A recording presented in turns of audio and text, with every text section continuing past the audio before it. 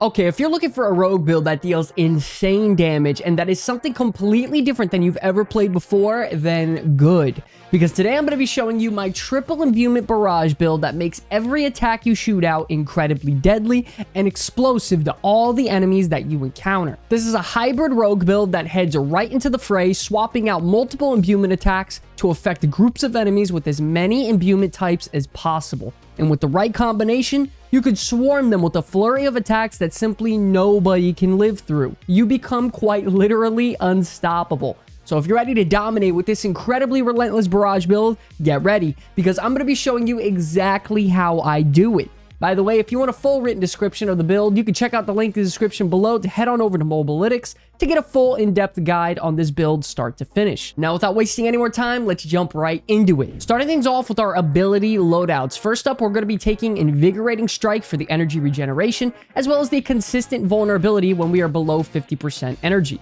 This is also going to be crucial for selecting our capstone talent, which we will be talking about later.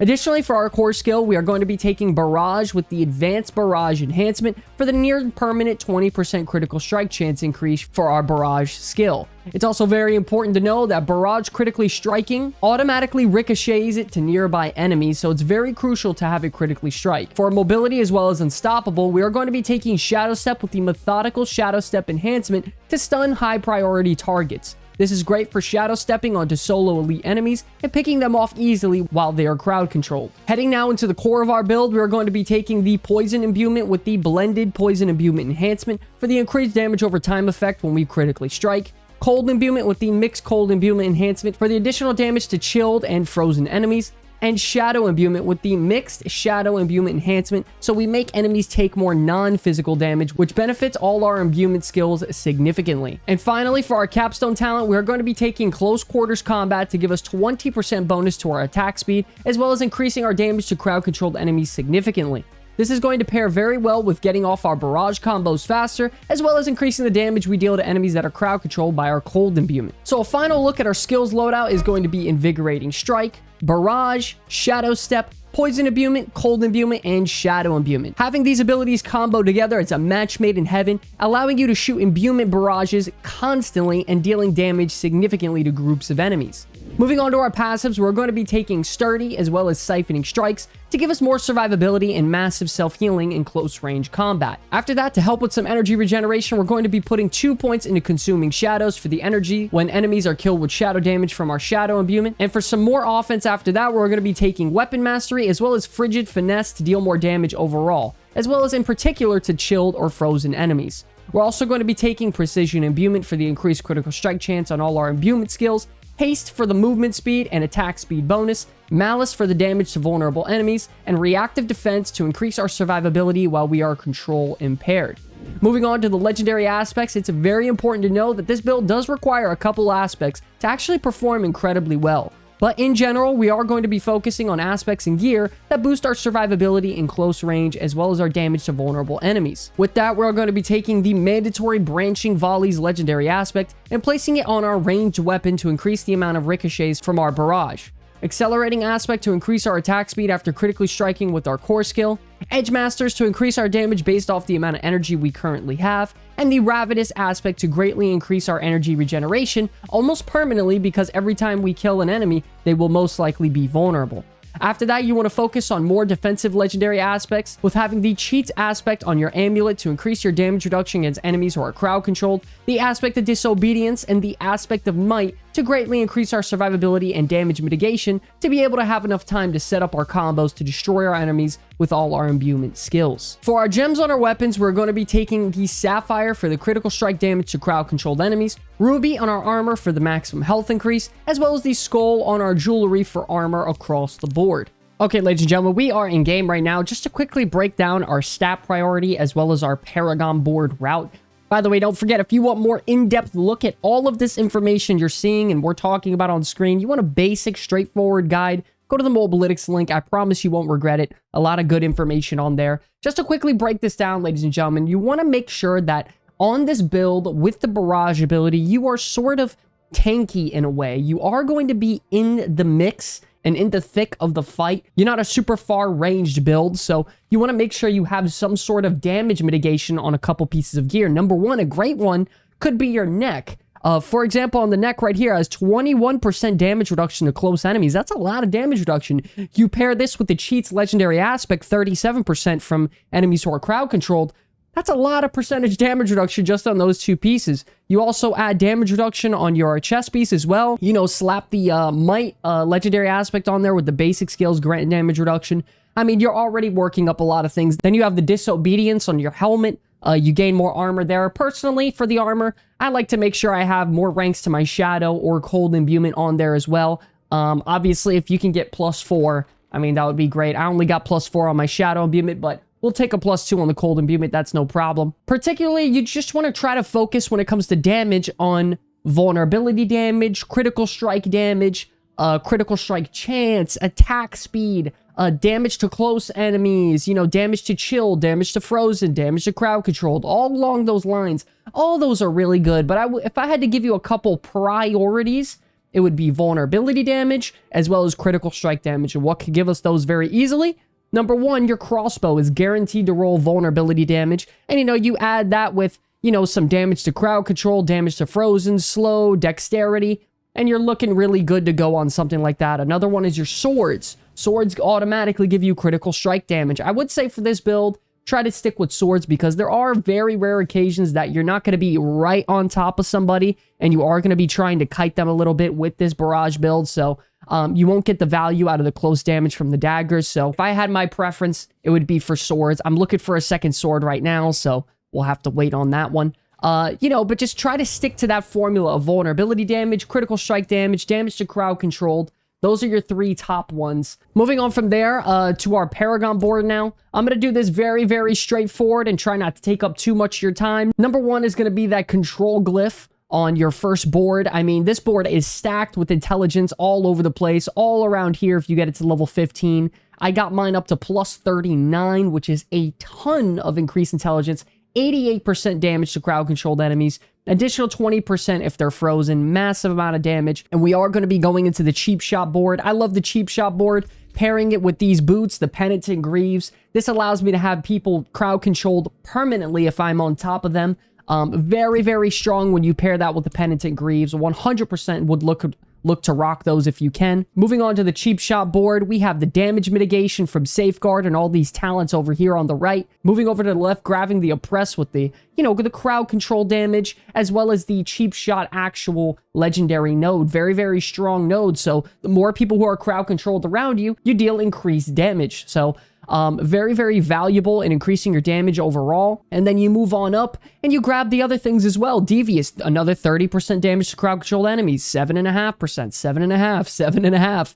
And then you just keep combining these overall. Wiles is 12% damage reduction from slowed, so you're dealing a lot more damage to crowd controlled enemies and you're taking a lot less damage, and you're also increasing your armor. Same goes for up top on the top left over here with calculated. More armor, more damage. Once we actually get to the glyph socket, though, it's going to be very mandatory that you input that exploit glyph. One of the strongest glyphs in the game, if not the strongest, should be mandatory have this on their bars 100% of the time. So very strong. When you first engage with an enemy in combat, you automatically make them vulnerable for 3 seconds. If you don't know, vulnerability and critical strikes are very important to barrage, because when you use barrage against an enemy that's vulnerable or you critically strike with barrage, it ricochets 100% of the time, allowing for imbuments to just spread across everyone across the whole map. So it's very strong. Moving on over to the left, we're going to grab and head into the Eldritch Bounty board, because increasing our imbuement skill damage is very important with this build. We're rocking 3 different imbuments, so increasing the damage on all those imbuments are very strong as well. And then we're also going to grab the Infusion Glyph socket. This is very crucial because this reduces the cooldowns on our imbuement skills by 0.5 seconds when we cast an imbuement skill. So this is going to be, you know, getting a lot of value because we have 3 imbuments. Not only that, increases our imbuement skill by a ton of damage. And then we're also going to, once again, just grab that imbuement skill damage all across the board as we head on up to the Eldritch Bounty legendary board. After that, I would head up north here, maybe pick up these nodes. Obviously, all these here are very valuable. And then I would pick up move on to my next board after that. I'm not currently there yet, but I do have it on the Mobilytics site if you guys want to go check out everything in depth there. Okay, now that we are actually in game now, we are going to make sure that before we even start our engagement or whatever it is, we're going to make sure we pop our potion, 20% additional damage to humans, 5% XP bonus. Obviously, it's always mandatory to use.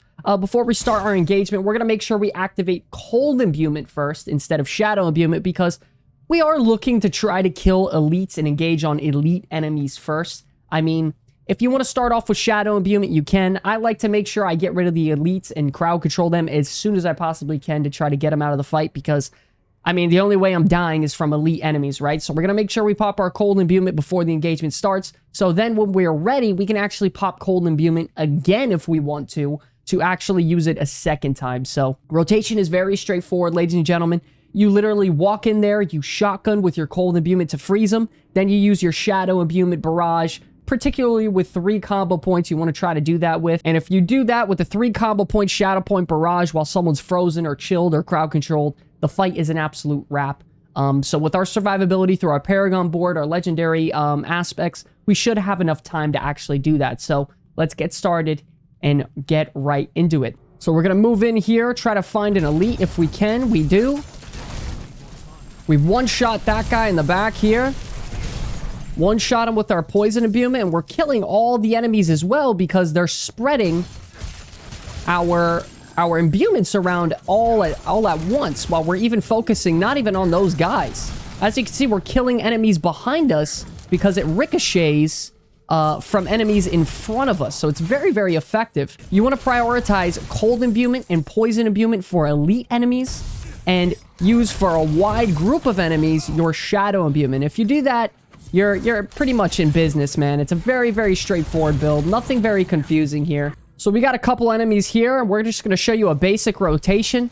Just literally run up, shadow imbuement, poison imbuement, cold imbuement, and I mean, they all die. And at that point, you don't even need 3 combo points if enemies are grouped up like that, especially if they're elites. I would say if they're grouped up, you want to use shadow imbuement as much as you can with 3 combo points, but if there's not that many enemies, you can get away with just using 1 or 2 combo points at the very least. Just constantly alternating between your poison, cold, and shadow imbuement.